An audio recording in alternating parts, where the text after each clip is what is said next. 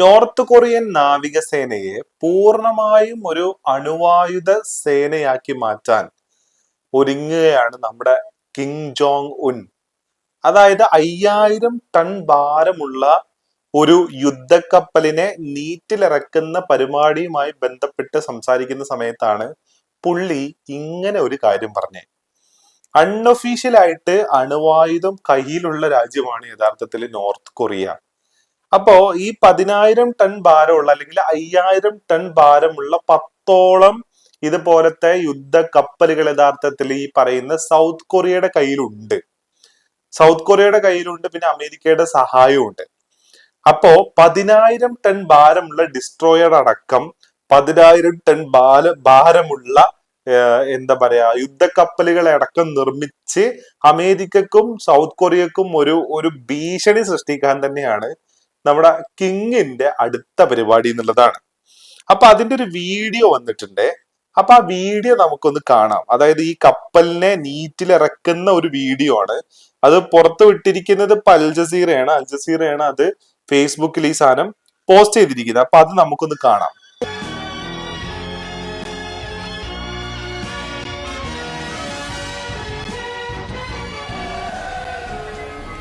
Destroyer ആണ്.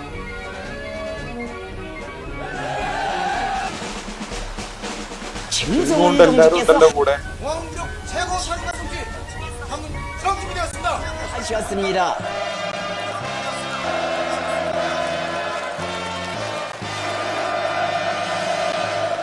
급진적인 확대 장성을 위한 역사적 성업을 강력히 견인해 나가시며 김정은 동지를 향하여 가장 뜨거운 조선인민군 해군 지휘관들과 전체 김정은 동지께서는 힘이자 국권이고 എല്ലാം നിരീക്ഷിക്കുന്നുണ്ടല്ലോ. അപ്പൊ ഇതാണ് ആ വീഡിയോ. അപ്പോ ഇതില് കിങ് സംസാരിക്കുന്ന സമയത്താണ് ഇങ്ങനെ ഒരു കാര്യം പറഞ്ഞിരിക്കുന്നത്. സത്യത്തില് ഈ അമേരിക്കയ്ക്കും അതേപോലെ തന്നെ സൗത്ത് കൊറിയക്കും അവരുടെ പ്രതിരോധ ബജറ്റുകള് കൂട്ടേണ്ട ഒരു അനിവാര്യതയിലേക്ക് കാര്യങ്ങൾ എത്തുന്നുണ്ട് എന്നുള്ളത് തന്നെയാണ്. പക്ഷെ ഇവിടൊക്കെ ചോദിക്കുന്ന ഒരു ചോദ്യം, അതായത് ഇപ്പൊ ഈ വീഡിയോന്റെ അടിയിലൊക്കെ വരുന്ന ഒരു ചോദ്യം, ഇറാൻ അണുവായുധം ഉണ്ടാക്കില്ല എന്ന് പറഞ്ഞിട്ടും ട്രംപ് എന്ത് ചെയ്തിട്ടുണ്ടായിരുന്നു? ഇറാനെ പോയി അറ്റാക്ക് ചെയ്തിട്ടുണ്ടായിരുന്നു. പക്ഷെ അണുവായുധം കയ്യിൽ ഉണ്ടായിട്ടും എന്തുകൊണ്ട് ട്രംപ് ഈ കിങ്ങിനെതിരെ നീങ്ങുന്നില്ല എന്നുള്ളതാണ് ചോദ്യം. അപ്പൊ അവിടുത്തെ ഉത്തരം എന്ന് പറയുന്നത് കിങ് ഈ പറയുന്ന ഇസ്രായേലിന് ആ ഭാഗത്തൊരു ഭീഷണിയല്ല എന്നുള്ളതാണ് പ്രധാനപ്പെട്ട കാരണം. ഈ പറയുന്ന ഹിസ്ബുള്ളക്കോ അല്ലെങ്കിൽ ഈ ഹമാസിനെ ഒന്നും ഏതെങ്കിലും തരത്തില് ആര് സഹായിക്കുന്നില്ല? ഈ നോർത്ത് കൊറിയ സഹായിക്കുന്നില്ല. അപ്പൊ ഇസ്രായേലാണ് അവിടുത്തെ പ്രധാനപ്പെട്ട പ്രശ്നം. അല്ലാന്നുണ്ടെങ്കിൽ ഈ കിങ്ങിനെ തീർത്തു കളയേണ്ടതല്ലേ ഇവര്? അതെന്തുകൊണ്ട് ചെയ്യുന്നില്ല? പിന്നെ അത് മാത്രമല്ല, അതിന് വേറൊരു കാരണം കൂടിയുണ്ട്. നോർത്ത് കൊറിയയും സൗത്ത് കൊറിയയും തമ്മിൽ യുദ്ധമുണ്ടായ കാര്യം നമുക്കറിയാം. അന്നത്തെ ആ യുദ്ധത്തില് സൗത്ത് കൊറിയ അന്ന് സഹായിച്ചത് ആരായിരുന്നു? നമ്മുടെ അമേരിക്കയായിരുന്നു.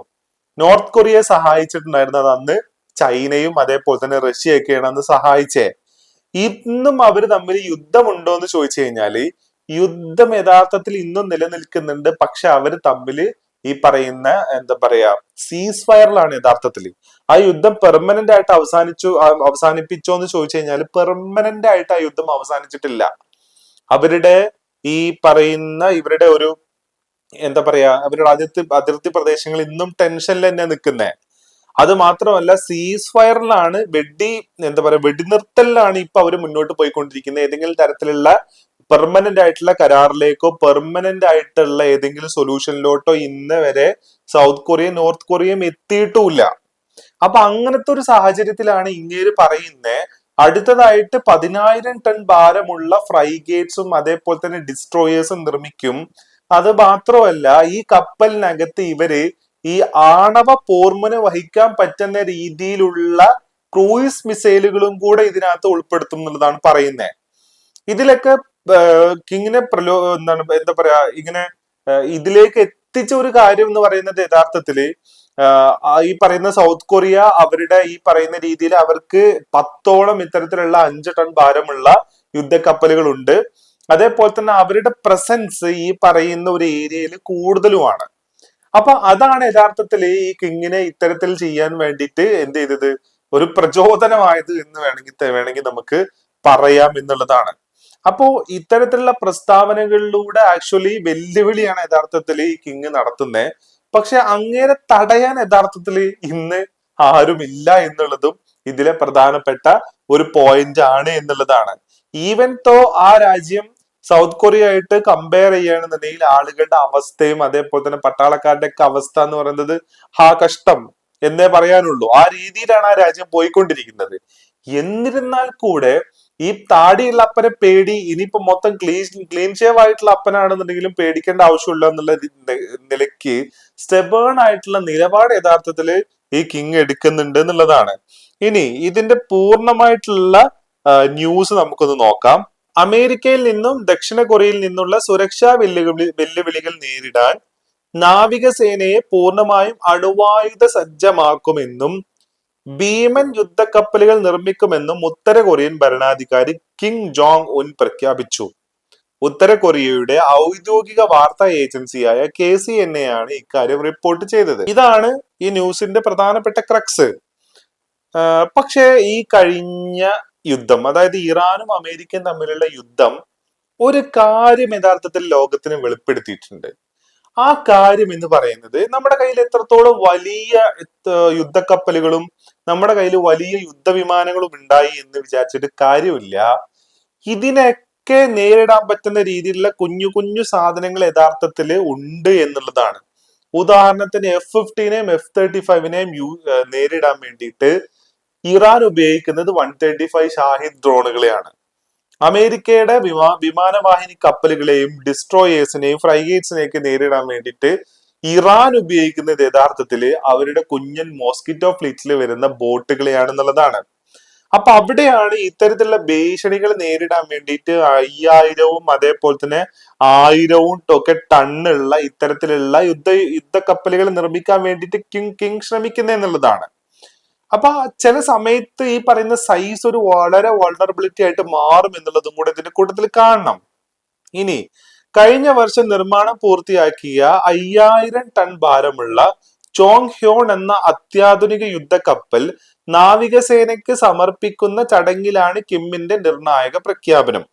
ഇതോടെ നാവികസേനയെ അണുവായുധ ശേഷിയുള്ളതാക്കി മാറ്റുന്നതിനുള്ള പ്രവർത്തനങ്ങൾ ആസൂത്രണം ചെയ്തതുപോലെ മുന്നോട്ട് പോവുകയാണെന്ന് അദ്ദേഹം വ്യക്തമാക്കി.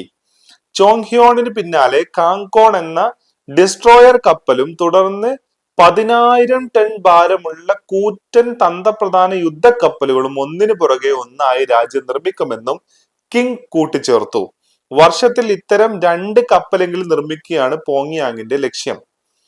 നിലവിൽ ദക്ഷിണ കൊറിയക്ക് 5000 ടണ്ണിലധികം ഭാരമുള്ള 10ലധികം യുദ്ധക്കപ്പലുകൾ ഇപ്പോൾ തന്നെ ഉത്തര കൊറിയക്ക് നിലവിൽ ദക്ഷിണ കൊറിയക്ക് 5000 ടണ്ണിലധികം ഭാരമുള്ള യുദ്ധക്കപ്പലുകൾ ഉള്ളപ്പോൾ ഉത്തര കൊറിയക്ക് ഇത് 2 എണ്ണം മാത്രമാണ്.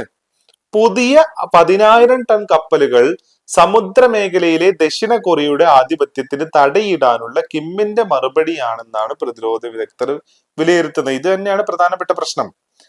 അതായത് ഈ പറയുന്ന ഈ സൗത്ത് ചൈന കടൽ ആ ഒരു ഭാഗത്തോട്ട് വരികയാണെന്നുണ്ടെങ്കിൽ അവിടെ ഇന്ന് ഒരു നാവിക തലത്തിൽ ഒരു അപ്രമാദിത്യം ആർക്കാണുള്ളത് എന്ന് ചോദിച്ചു കഴിഞ്ഞാല് അത് യഥാർത്ഥത്തിലുള്ളത് സൗത്ത് കൊറിയക്ക. അമേരിക്കൻ പിന്തുണയിൽ നിൽക്കുന്ന സൗത്ത് കൊറിയക്ക് അവർക്ക് ഏകദേശം 10ഓളം ഈ പറയുന്ന 5000 ടൺ ഭാരമുള്ള യുദ്ധക്കപ്പലുകൾ ഉണ്ട് എന്നുള്ളതാണ്. അപ്പൊ ആ യുദ്ധക്കപ്പലുകള് യഥാർത്ഥത്തിൽ ഈ പറയുന്ന നോർത്ത് കൊറിയക്ക് ഭീഷണിയാണ്. അപ്പൊ ആ ഭീഷണിയെ തരണം ചെയ്യുക, അതിനൊരു ചെക്ക് വെക്കുക എന്നുള്ളതാണ് ഈ ചെങ്ങായിന്റെ ഇപ്പോഴത്തെ പുതിയ ടാക്ടിക്സ് എന്ന് പറയുന്നത്. ഇനി കൊറിയൻ ഉപദ്വീപിൽ അടുത്ത ഒരു പോയിന്റും കൂടെ ശ്രദ്ധേയമായിട്ടുള്ള പോയിന്റ് ആണ്. കൊറിയൻ ഉപദ്വീപിൽ യുദ്ധമുണ്ടായാൽ അമേരിക്കൻ സൈന്യത്തിന്റെ ഇടപെടലുകൾ തടയുക എന്ന തന്ത്രപരമായ ലക്ഷ്യവും ഈ നീക്കത്തിന് പിന്നിലുണ്ട്. ടെൻഷൻ ഉണ്ടായിക്കഴിഞ്ഞാൽ അമേരിക്കൻ ഇടപെടലുകളെ കുറച്ചുകൊണ്ട് വരിക എന്നുള്ളതാണ് പ്രധാനപ്പെട്ട പോയിന്റ്. തന്ത്രപരമായ ആണവ പോർമുനകൾ വഹിക്കാൻ ശേഷിയുള്ള ക്രൂയിസ് മിസൈലുകൾ കപ്പലിൽ വിന്യസിക്കുന്നതോടെ ദക്ഷിണ കൊറിയയുടെയും അമേരിക്കയുടെയും പ്രതിരോധ ചെലവുകൾ വൻതോതിൽ വർദ്ധിക്കും. അമേരിക്കക്കും ദക്ഷിണ കൊറിയയും ചേർന്ന് കൊറിയൻ ഉപദ്വീപിനെ ആണവ യുദ്ധത്തിന്റെ വക്കിലേക്ക് തള്ളിവിടുകയാണെന്ന് കിം ജോങ് ഉൻ കഴിഞ്ഞ ദിവസങ്ങളിൽ കുറ്റപ്പെടുത്തിയിരുന്നു. അപ്പൊ ഇതാണ് പ്രശ്നം. അതായത് അമേരിക്ക ഈ സൗത്ത് കൊറിയക്ക് കൊടുക്കുന്ന അകമഴിഞ്ഞ സപ്പോർട്ടാണ് പ്രധാനപ്പെട്ട പോയിന്റ്. അപ്പൊ അവിടെ ഭീഷണി സൃഷ്ടിക്കുക, അവിടെ ഒരു റെസിസ്റ്റന്റ് ആയിട്ട് നിലനിർത്തുക എന്നുള്ളതാണ് കിങ്ങിന്റെ ഈ പറഞ്ഞ പണിയിലൂടെ പുള്ളി പ്രധാനമായിട്ടും ശ്രമിക്കുന്നതെന്നുള്ളതാണ്. ഇനി ഇതിന് തൊട്ടു പിന്നാലെയാണ് നാവികസേനയെ കൂടുതൽ ശക്തമാക്കാനുള്ള പുതിയ പ്രഖ്യാപനവുമായി ഉത്തര കൊറിയ രംഗത്തെത്തിയിരിക്കുന്നത്. അപ്പോ ആ ഒരു ടെൻഷൻ യഥാർത്ഥത്തിൽ അവിടെ ഉണ്ട്. ആ അറൈസ് ചെയ്തിരിക്കുന്ന അല്ലെങ്കിൽ നിലനിൽക്കുന്ന ടെൻഷനെ അതിനെ ഡൈലൂട്ട് ചെയ്യുക എന്നുള്ളതല്ല, അതിന് ആ ടെൻഷനിലോട്ട് ഒരു ചെക്ക് കൂടെ ഇങ്ങോട്ട് വരണ്ട എന്നുള്ള ഒരു ചെക്ക് കൂടെ വെക്കുന്ന രീതിയിലാണ് ഈ പ്രസ്താവനയെ ഇപ്പൊ ലോകം കാണുന്നത്. പക്ഷേ എത്രത്തോളം ഈ പറയുന്ന ആണവ പോർമുനകള് ഈ പറയുന്ന നോർത്ത് കൊറിയയുടെ കയ്യിലുണ്ട് എന്നുള്ളത് ഇന്ന് ലോകത്തിന് അറിയില്ല. ഏതെങ്കിലും തരത്തിലുള്ള ആണവ ഏജൻസികളോ അന്താരാഷ്ട്ര ആണവ ഏജൻസികളോ ഇക്കെ ഇറാനിൽ സന്ദർശനം നടത്തിയ പോലെ ഈ പറയുന്ന നോർത്ത് കൊറിയയിൽ സന്ദർശനം നടത്തിയിട്ടുണ്ടോ എന്ന് ചോദിച്ചു കഴിഞ്ഞാൽ അതൊന്നുമില്ല. അതുകൊണ്ട് അൺപ്രഡിക്റ്റബിൾ ആണ് ഈ ചെങ്ങായിന്റെ കാര്യം എന്നുള്ളതും കൂടിയാണ് പറയാനുള്ളത്.